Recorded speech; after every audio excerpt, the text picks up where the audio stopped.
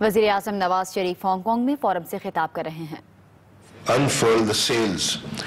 We are now an emerging economy with even greater capacity to absorb new investments and equities. We first set out to improve our macroeconomic outlook and sustain our efforts in spite of unfavorable global economic conditions. From a mere 3% rate of growth in the GDP before 2013, we are now on course to achieve a growth rate of well over 5% during the current year, which is estimated to rise up to 7% during the next 2 years.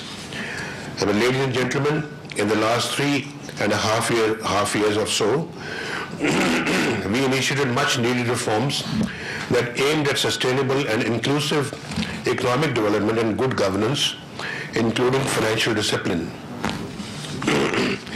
We recognize the importance of laying strong economic foundations that foster skills and capabilities, entrepreneurship, technology, energy, modern infrastructure, and a thriving investment climate.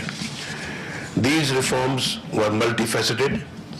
We reduced bank interest rates, eliminated tax exemptions to provide a level playing field, strengthened our tax administration, rationalized non-targeted subsidies, and widened our social safety nets. We also introduced several new programs to provide our enterprising youth much needed funds for investment. These steps reinforced our broader macroeconomic policies and led to lower budget deficits, increased foreign exchange reserves, and reduced spending on energy subsidies. Most impressively, the value of our Karachi Stock Exchange stock market index has tripled in less than 4 years. In the same way, international economic agencies are upgrading ratings of the financial and economic stability of Pakistan.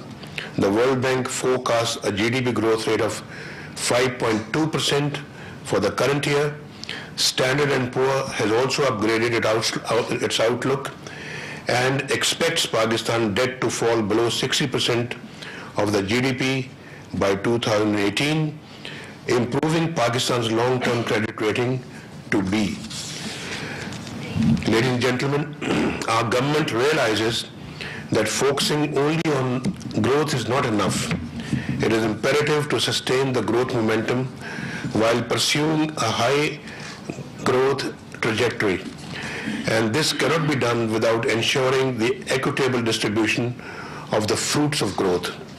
For this purpose, our government has launched a series of pro-poor initiatives in health, education, and social protection. With a universally recognized database of the most disadvantaged people in our country, we are targeting our programs at the poorest of the poor. In the same way, our government realizes the fact that nations can only rise when they ascribe to a shared vision of their people for prosperity and development. I am glad to note that we were able to identify common aspirations of the Pakistani nation in the form of Pakistan's Vision 2025, which provides a comprehensive strategy for achieving sustainable growth. It maps Pakistan to join the top 25 economies of the world, leading to upper middle income country status by 2025. Ladies and gentlemen, the consumer market in Pakistan is growing at a very fast pace. The demand for automobiles, housing, and electronics is thriving and providing considerable returns to the corporate sector. The service industry, particularly telecommunications, hospitality, and online retail, are fast growing into attractive areas for investment. Pakistan is emerging as an expanding market for international products. With a fast-growing middle class, increasing urbanization, growing popularity of international food products, and a rising number of international brands, Pakistan is poised to become a major destination for international businesses. Our government has devised a comprehensive plan to create an investment-friendly environment. We have liberalized investment policies to welcome foreign direct investment. We offer incentives to attract new capital inflows, including tax exemptions, tariff reductions, infrastructure and investment and investor facilitation services. Our investment policy focuses on reducing the cost of doing business in Pakistan, improving the ease of doing business, and creation of industrial clusters and special economic zones. All this is protected by legislation. I am happy to share with you that yesterday we signed an MOU with the Alibaba Group in Hangzhou for the establishment of an e-platform in Pakistan. Among many other linkages, the enhanced market access provided by this e-platform to Pakistani products all around the world means a more attractive environment for the potential investors among you. Ladies and gentlemen, in the energy sector, a liberal and transparent policy is in place for investors. Government provides necessary support infrastructure with water, power evacuation, and access to locations of power generation projects. Apart from thermal power, Pakistan also carries a huge hydropower potential for almost 100,000 megawatts. Basic investment in land acquisition and social overhead capital for some of these projects has already been made, and an early start cutting down on the period of non-productive investment has been made possible. Pakistan's telecommunications industry holds tremendous potential for growth. Investment and development. Pakistan has just passed through first phase of the telecom revolution. Emerging technologies coupled with a transparent and liberal licensing policy provides a good launching pad for more investments in this sector. Ladies and gentlemen, Pakistan possesses huge potential to become a manufacturing and exporting hub of the auto industry for renowned original equipment manufacturers of the world. Local automobile companies and the auto part vendors have attained excellence in some fields and are at par with global standards. There is room for vendors to scale up their production with cutting-edge technology and emerging trends in the international automobile market. Pakistan is the fourth largest milk-producing country in the world, with significant potential for setting up processing units for local consumption and exports. Pakistan also has the third largest livestock population, and our meat demand is growing at 6% per annum. Ladies and gentlemen, we've eliminated minimum initial capital investment requirements for all sectors. There is no minimum requirement for the amount of foreign equity, investment or upper limit on the share of foreign equity allowed except in the airline, banking, agriculture and media sectors. Foreign investors in the service sectors may retain 100% equity, and foreign companies are allowed to repatriate 100% profits. In the social and infrastructure sectors, 100% ownership, foreign ownership is allowed. The raw materials, plants and machinery for agriculture and agro-based industries can be imported without customs duty. There is no restriction on payment of royalty and technical fee. The tourism, housing, construction and information technology has been granted industry status, which makes them eligible for lower tax and utility rates. Similarly, tourism services such as airlines, hotels, resorts and road transportation provide unique business avenues for investors. Let me also draw, ladies and gentlemen, your attention to Pakistan's strategic location on Asia's premier trade, energy and transport corridor. Pakistan is in fact the gateway to the energy-rich Central Asian states, the oil-rich and financially liquid Gulf states, and the economically advanced Far Eastern economies.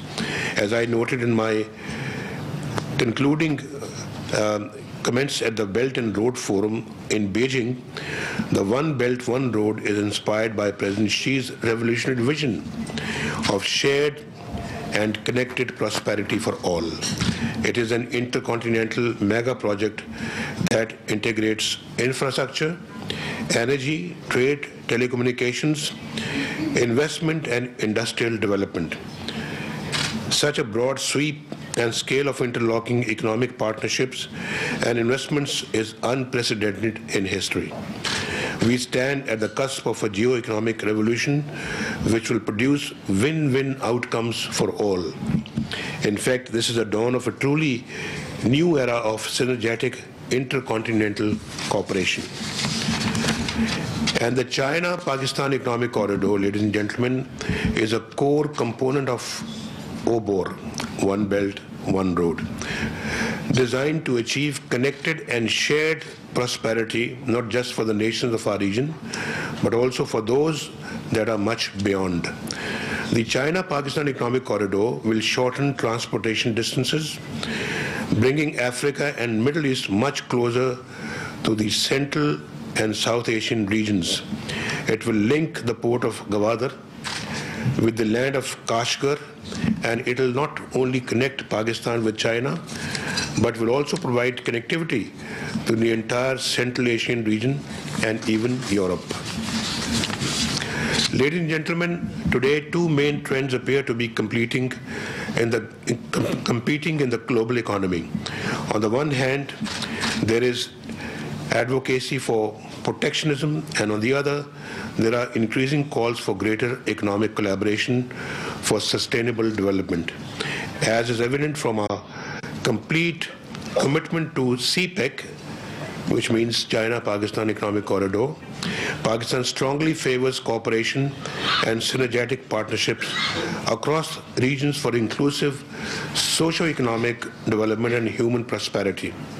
I take this opportunity to emphasize that we must raise our voice against the surge of negative publicity, of mutually beneficial collaboration and interdependence by misguided believers of nationalism and protectionism. My vision has always been the political empowerment of the people through their economic empowerment, and I will do all that it takes to realize it. Ladies and gentlemen, what we need today more than ever is the free movement of goods and investments. In this regard, China is playing an exemplary leading role across the globe, and all of you here today are commercial ambassadors of your country and will implement your government's policy with increased trade and investment around the world, especially in the Belt and Road countries. This is a way for your companies to grow and become the world's best and to create opportunities for people wherever you go. We are building 9 CPEC special economic zones where your companies can come and invest in refineries, factories, warehouses, logistics centers, and much more. We would like to encourage those companies and can come and make products to sell in the Pakistani market, as well as those companies that wish to use our ample natural and human resources to export their products out of Pakistan. Ladies and gentlemen, let me conclude by saying that Pakistan, with its 6th largest population in the world, a middle class of 80 million people, rich human and natural resources, strategic location, political stability, and attractive investment policies, is a destination no global player can afford to miss. Pakistan is set on track for rapid, inclusive, and sustainable growth. I invite you to take benefit from the economic revival of Pakistan and enjoy the first mover's advantage. Pakistan is ready to do business with the world. I thank you all.